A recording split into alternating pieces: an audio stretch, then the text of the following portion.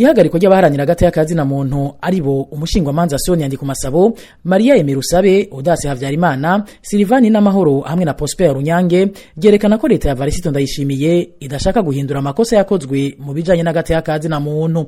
Ivyo nivyo urunani rw'abashingwamanza baburanira abakorewe ivyaha bihanwa n'amategeko mpuzamakungu mu Burundi Kavibe mu mfunyapfunyo rwashikirije kuri uno wa kane, aho abo bashingwamanza bavuga ko naho Varisito Ndayishimiye ashikiriza amajambo yerekana ko afise ivyifuzo vyiza, bigaragara ko uwo mukuru w'igihugu ashaka kubandanya ibikorwa vy'uwo yasubiriye. Muri ico cegeranyo nyene urunani Kavibe gwerekana ko ipfungwa ryabo baharanira hagati y'akazi na muntu ari ikindi kimenyetso cerekana ko abarongoye igihugu bamana ntaryo bivanga mu bijanye n'ubutungane mu gucira imanza abantu batarinze no kuburana. Kubwo urunani Kavibe iryo pfungwa ryerekana kandi ko ata murundi numwe yoshira hagati mu ginyo ngo arakingiwe, mu gihe abakozi b'urwego rw'iperereza bafise ubushobozi budasanzwe bwo guhagarika umuntu wari we wese bashaka kumufunga canke kumunyuruza, abategetsi b'igihugu nabo bakabandanya babahezagira. Kukaba nkako urunani Kavibe rubona ko rwihweje amajambo yashikirijwe n'umushikiranganje w'intwaro yo hagati mu gihugu kubijanye n'ipfungwa ryabo baharanira agateka kazi na muntu batanu ari nkaho uwo mutegetsi yabaciriye urubanza kandi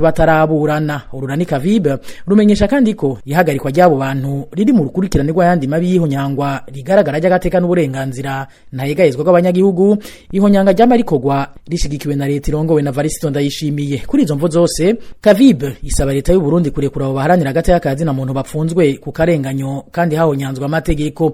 Aho kubandanya ihohoterwa ry'abantu, urunani Kavibe ruhamagarira leta Ndayishimiye kwitaho nyabuna ibibazo vy'inkoramutima bihanze igihugu. Mu gusozera, abashingwamanza bahurikiye mu runani Kavibe basaba amakungu kubandanya terera kugira ngo abaharanira agateka kazi na muntu bapfunzwe bari kugwe. Abo bashingwamanza bahamagarira kandi amakungu kwifatanya n'abanyagihugu b'abarundi akabona ko ivyo leta y'u Burundi yirigwa iravuga yemeza ko ibijanye n'agateka kazi na muntu biriko biranaguka ari uruhendo gusa, bitewe nuko ibimenyetso vyose vyerekana ko ubutungane bwo mu Burundi budasa n'ubugiye kugira ubwigenge muri iyi minsi ya vuba. Kavibe ishishikariza amakungu gushigikira utwigoro tudasanzwe twabituye ubutungane mpuzamakungu.